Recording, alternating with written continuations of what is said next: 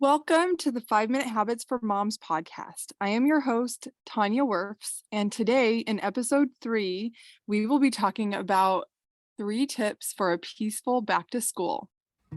Did you know you can live a simple, organized, joyful life partnered with God, even in a busy and chaotic world? If you are willing to slow down with me, I will show you how small and simple steps can help you create an amazing life you love living in through the power of 5 minute habits. If you want to stay in touch throughout the week, you can follow me on Instagram and Facebook at 5 minute habits for moms. Let's get started. You ever have mornings with your kids that get out of control really quickly? You wake up with the best intentions and you want to make it special for them. And then before you know it, somebody's arguing with someone else and you get in the middle of it and it just becomes chaotic. I have had many of those mornings, and I have been thinking a lot about the way I used to handle mornings with my kids. One of the things that got in my way a lot is not stopping and making us run behind. Now, this still happens to me sometimes, but not as bad, and it doesn't get near as out of control as it used to most of the time. When I would get sidetracked, all the squirrels that grab your attention, and I would be on my phone too much or not keeping us on track moving in the morning, then that would cause us to run behind. And then I was stressed out. And then I would start micromanaging everyone. And because I was feeling overwhelmed, I would start trying to control the kids about getting dressed instead of just making sure we had enough time for it to be peaceful. And trying to control our environment by, getting on to people for leaving stuff out and just having all this nitpicking and just not good and not the way that I wanted to send my kids off to school. Another thing that would happen is when the kids would come home from school, I would not really have a space for all this stuff, right? They come home and they open their backpack and it's like Pandora's box all over your living room. There's like 500 papers and you're like, what do I do with all of these? And it was just overwhelming and really could sometimes take over our space, and it didn't feel good to me. Another thing that I would do is really compare myself to other moms and what they were doing. And, oh, they had this cute little sign that said, I'm in 3rd grade and whatever, all those cute things, which are great, but I don't have the bandwidth for that at this point in my life. And it's okay, it's okay if you do it and it's okay if you don't do it.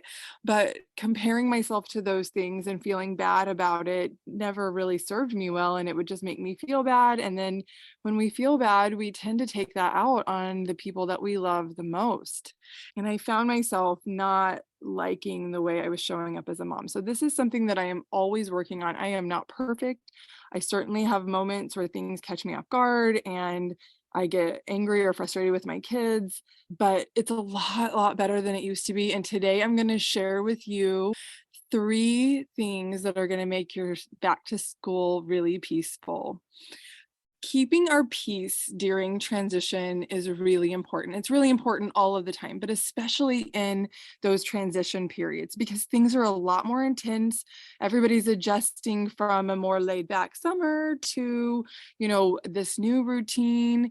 And while routine is really good, it's an adjustment, it's a transition. Just think of, when you're having a baby, that transition time is really intense. So we have to just slow down and be more patient with ourselves, have more grace with ourselves and everyone else because we're all going through this transition. I'm sure that you have heard the phrase, when mom's happy, everybody's happy, and when mom's not happy, nobody's happy, right? It's so true. We are the center of our homes, and we used to be known for being peaceful places to land, but nowadays it's a lot harder to do that. It takes a lot more effort for us to be that peaceful place. I want to share a scripture that really helps me with that. It's John chapter 14, verse 27, and it says, "Peace I leave with you, my peace I give unto you. Not as the world giveth, give I unto you. Let not your heart be troubled, neither let it be afraid. So the Lord wants us to have his peace. And when we're getting all and in the chaos, then we can't access that peace. And so that's why it's so important for us to be able to keep his peace with us, because we are not going to find that in the world. We can only find that through the Lord. And when we have that, then we don't need to feel troubled. We don't need to be afraid because he is with us. I want to share with you a tool I have created called ABCs for Moms. A is for awareness. Awareness is key. B is for breathing. Breathing is free. And C is for connecting with God.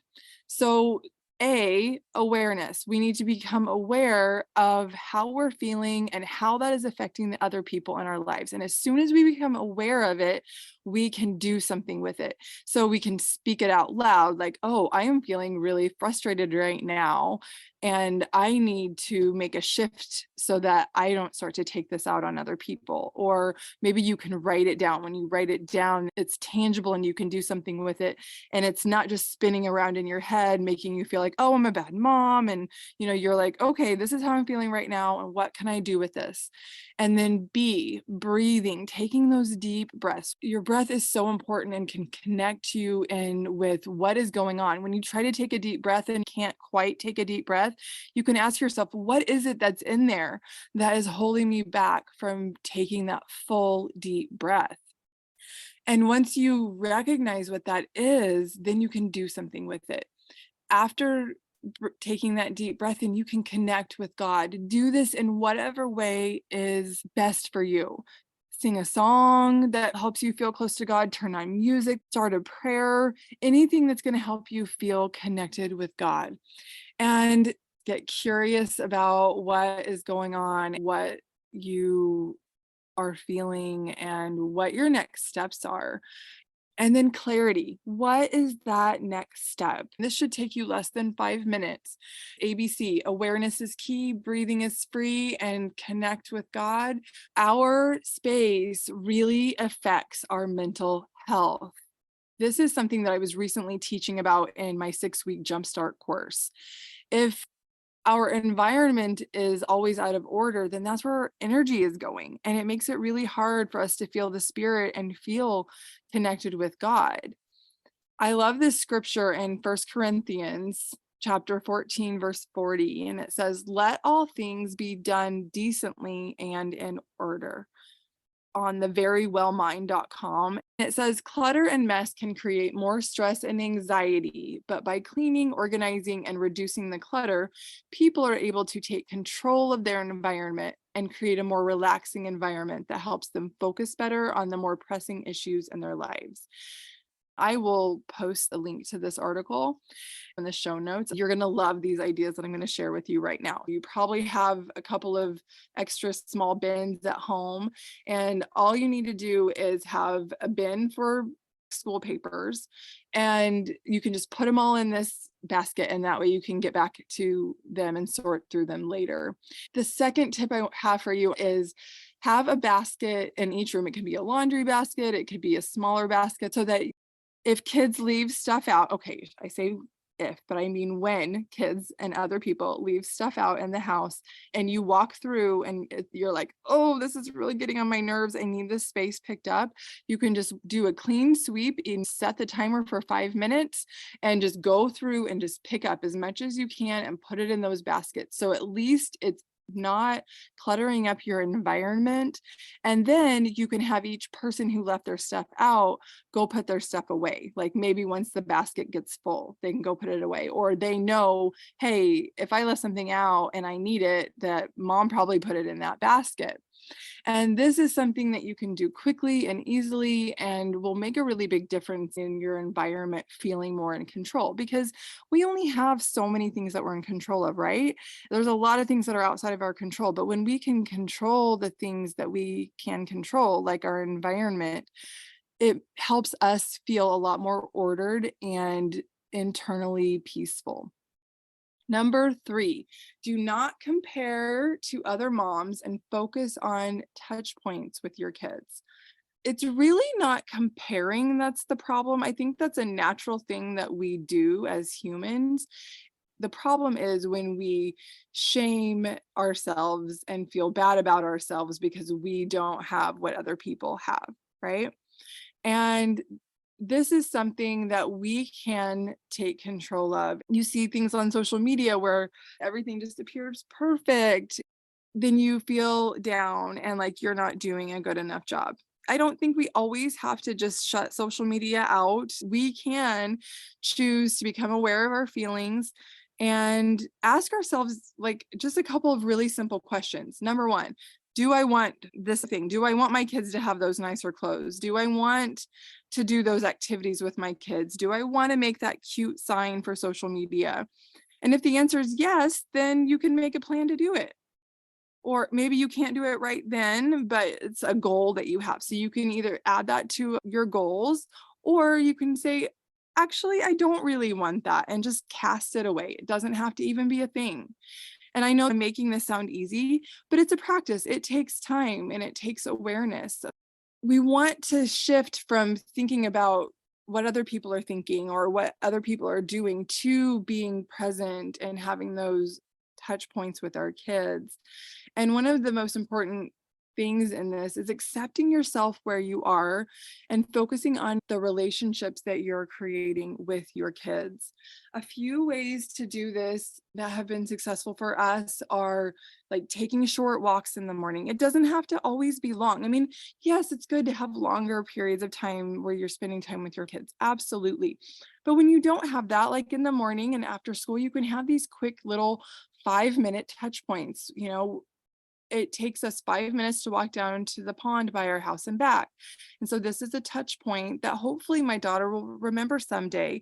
And if we have enough time and she's like, Mom, can we go to the park for just 5 minutes? And I'm like, yeah, actually we can, then we do that. And if not, I'm like, okay, we don't have the time to do that today, but we will do that another time and then make sure that I do that. We can also read a book for 5 minutes. We've been reading Anne of Green Gables and we're almost finished, and we've been reading it for a few months. Most of it has been read 5 minutes at a time, and it's amazing. We have loved it, and it's just that perfect amount of time to be able to get something done and enjoy that time, but it's not so long that it takes up your whole day. Another thing that you can do is play a game while you're eating breakfast. We do that a lot. And telling jokes, look up funny jokes. We also have a little deck of cards that has like, would you rather questions on it, and be able to ask those with each other. And these are things that you could do in the drop off line at school. I always try to make that a special time with kids where my phone is put away. And I'm not perfect. Sometimes I do get on my phone and they're like, Mom, you're on your phone. So you can tell them, hey, I'm trying not to be on my phone during this time, and let them remind you, because they will, trust me. These are things that you can do in little short periods of time. And these short periods of time go so far with kids. They add up, they compound, and they will remember these little touch points. I also really love bookending your day. You have these touch points in the morning, and then you have that touch point after school. And when you can be present with them after school, like plan it in, try to get the things done that you can before they get home so that you can be present with them, and just schedule your day around these times with your child, really giving them your presence. That is the most important thing. And when you have these small, consistent touch points, your children will love you for this. Everything that I teach is all about helping us as moms be peaceful and feel ordered in our homes and in our minds. And as we do that, it transfers over into our families and is a really beautiful thing. Your transition back to school can be really peaceful and amazing for your family as you make a consistent effort to keep your peace. Remember ABC: awareness is key, breathing is free, and connect with God. And then create a peaceful environment very simply, and let go of comparing yourself to other moms and families, and just focus on those memorable touch points with your kids, and they will love you for it. Thank you for listening, and I hope you are inspired to start your own 5-minute habit soon. If you enjoyed this episode, please rate and review on Apple Podcasts or Spotify. I'll see you next time.